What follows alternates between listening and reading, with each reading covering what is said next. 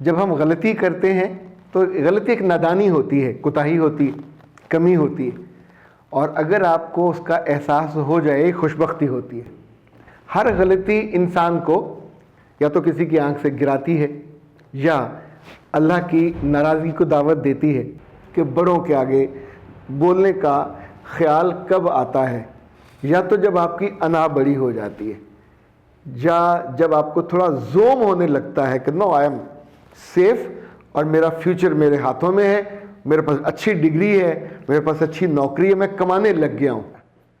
ایک ایسے موقع پہ آپ نے غصے میں کہا کہ جس نے ہمارے چھوٹوں پر شفقت نہ کی اور ہمارے بڑوں کی عزت نہ کی وہ ہم میں سے نہیں ہے۔ کہ رب نے مجھے اتنا خوبصورت بنایا، مجھے اس بچے سے نوازا، تو ساتھ یہ وعدہ بھی لیا کہ اگر تم اس کی اچھی تعلیم، اچھی تربیت کرو گے تو قیامت کے دن میرے ساتھ ہوگے۔ اللہ کے رسول صلی اللہ علیہ وسلم کی یہ حدیث ہے۔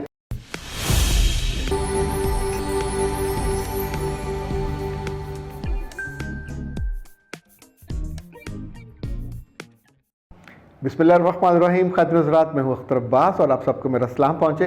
جیسے کہا جاتا ہے دل کو دل سے راہ ہوتی ہے، اسی طور پہ جب کبھی آپ کے سوال ایسے سوال یا آپ کا ایسی کوئی وائس میل مجھے آتی ہے جس کے اندر کوئی استفسار ہوتا ہے، تو بہت کم ہوتا ہے کہ دل اتنا خوش ہو جتنا اس سوال پہ ہوا۔ یہ کراچی سے آیا اور میں چاہتا ہوں پہلے ہم یہ سن لیں اور پھر ہم اس پہ بات کرتے ہیں۔ السلام علیکم سر، میرا نام عبید الرحمن ہے، کراچی سے ہوں اور آئی سی ایم اے کا اسٹوڈنٹ ہوں۔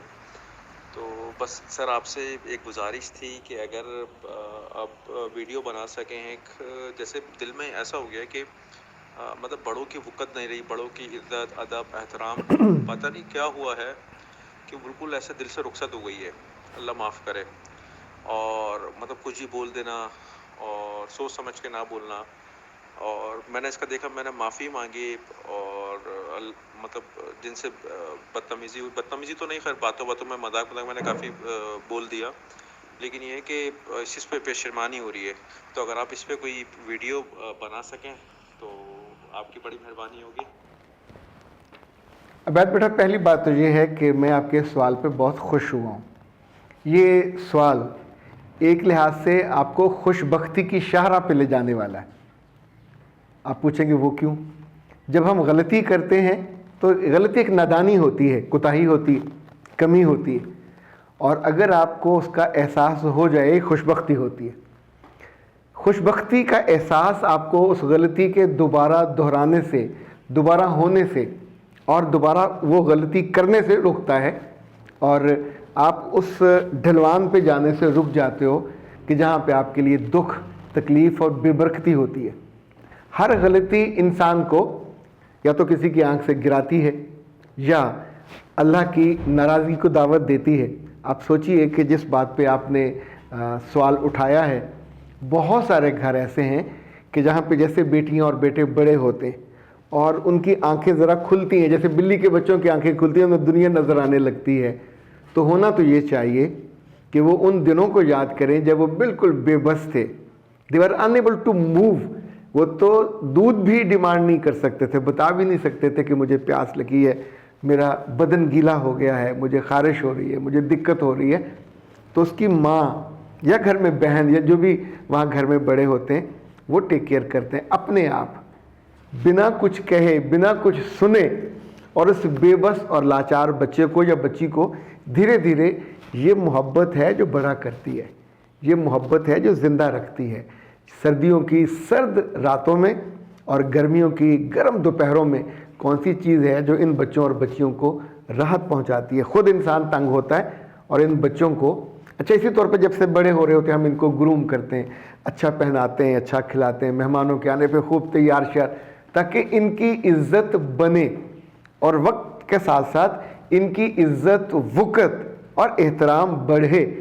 یہ کرنے کا والدین کو براہ راست تو کوئی فائدہ نہیں ہوتا۔ اگر آپ اس چینل پہ نئے ہیں تو اس کو سبسکرائب کر لیجئے اور بیل آئیکن کو پریس کیجئے تاکہ ہماری نئی آنے والی تمام ویڈیوز کی نوٹیفیکیشن آپ کو ملتے رہیں اور آپ ہم سے کنیکٹ رہیں۔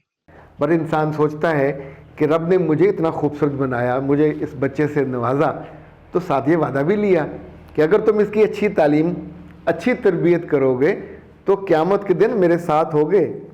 اللہ کے رسول صلی اللہ علیہ وسلم کی یہ حدیث ہے، جس نے 2 بیٹیوں کی، 2 بہنوں کی، یعنی 2 بیٹوں کی، جس چیز کی بھی تربیت کی ہوگی یہ اللہ کو پسند ہے، محبوب ہے، اس کے رسول کو بھی پسند اور محبوب ہے۔ اس کے لیے آپ نے بہت سارے مواقع پہ ترغیب دی اور ایک آدھ بات پہ آپ نے غصہ بھی فرمایا۔ ایک ایسے موقع پہ آپ نے غصے میں کہا کہ جس نے ہمارے چھوٹوں پر شفقت نہ کی اور ہمارے بڑوں کی عزت نہ کی وہ ہم میں سے نہیں ہے۔ یعنی آپ سوچیں اسے دائرہ ایمان سے ہی خارج کر دیا، اپنی امت سے خارج کر دیا۔ کیوں کیا؟ عام طور پہ یہ اس خاندان یا اس مذہب یا اس قبیلے کی بری نمائندگی ہوتی ہے۔ جس نے دیکھا ہوتا ہے وہ سوچتا ہے کہ اس کے والدین نے، اس کے بڑوں نے اس کی اچھی تعلیم نہیں کی، اس کی اچھی تربیت نہیں کی۔ جو بھی آگے سے بولے گا، جو بربر کرے گا، وہ اپنے لیے بیسیکلی بے برکتی کو دعوت دیتا ہے۔ اسی طور پہ اگر کوئی زور سے بولے تو میں نے تو ایسی روایات بھی پڑھی ہیں کہ اس کو گدھے کی آواز سے تشبیہ دی گئی ہے، اور گدھے کی آواز سب سے بری ہوتی ہے۔ پچھلے دنوں میں نے ایک ایسی حدیث پڑھی جو ابو داؤد میں تھی، چھوٹی سی تھی پر لطف آ گیا۔ آپ نے فرمایا برکت تمہارے بڑوں کے ہاتھ میں۔ کون ہے جو برکت کا متلاشی ہو؟ کون ہے جو برکت کو چاہتا ہو؟ کون ہے جو برکت کا طلبگار ہو؟ البرکہ مال اکابر کم کہو، اور پھر فرمایا کبیر الکبیر۔ اب سوچئے کہ اتنی کلیئرٹی کے ساتھ تو ہم جن کے آگے زبان دراز کرتے ہیں یا لہجہ ہمارا خراب ہوتا ہے۔ مجھے یاد ہے میں نے بچپن میں کہیں حضرت علی کا قول پڑھا تھا کہ جس نے تمہیں کچھ سکھایا ہو کبھی اس کے آگے زبان نہ دراز کرنا۔ بہت دفعہ ہم نے دیکھا کہ بچے اسکولوں میں جن اساتذہ سے پڑھتے ہیں ممکن ان کا لب و لہجہ اچھا نہ ہو، ایک وقت آتا آپ ان کے استاد بن جاتے ہیں، آپ ان کے افسر بن جاتے ہیں، پر یہ لمحہ خود آپ کے سر کا جھکنے کا ہوتا ہے، زیادہ مؤدب ہونے کا کہ اس آدمی نے آپ کی بنیاد رکھی۔ دیکھیں جو مستری ہمارے گھر کی بنیاد رکھتا ہے ہم اس کی ڈگری نہیں پوچھتے، اس کی بنیاد کی مضبوطی کی قدر ہوتی ہے۔ تو جن بڑوں نے آپ کی شخصیت کو خوبصورت بنایا، آپ کو سنوارا، آپ کو اچھے اور برے کا فرق بتایا، جس انسان کو اچھے اور برے کا فرق نہیں پتہ چلتا ساری عمر وہ لوگوں کے ٹھڈوں میں رہتا ہے، گھروں سے نکالے جاتے ہیں، دفتروں سے نکالے جاتے ہیں، آنکھوں سے گرائے جاتے ہیں، رشتے لوگوں سے توڑ لیتے ہیں، ان کو تنہائی سہنی پڑتی ہے۔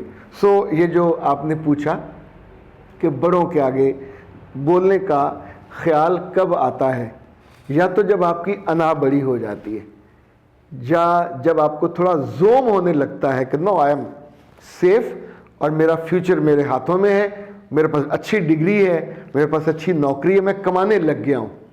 میں نے تو ایسے ایسے بچے اور بچیاں دیکھی ہیں کہ جیسے جیسے رب نے ان کو اقتدار دیا، جیسے ان کو بڑے عہدے دیے، بڑے منصب دیے، لوگ ان سے ڈرتے تھے، پر اپنے گھروں میں آ کے اپنی ماؤں کے سامنے وہ ایسے بھیگی بلی بن کے بیٹھتے تھے اور سر جھکا کے بیٹھتے تھے۔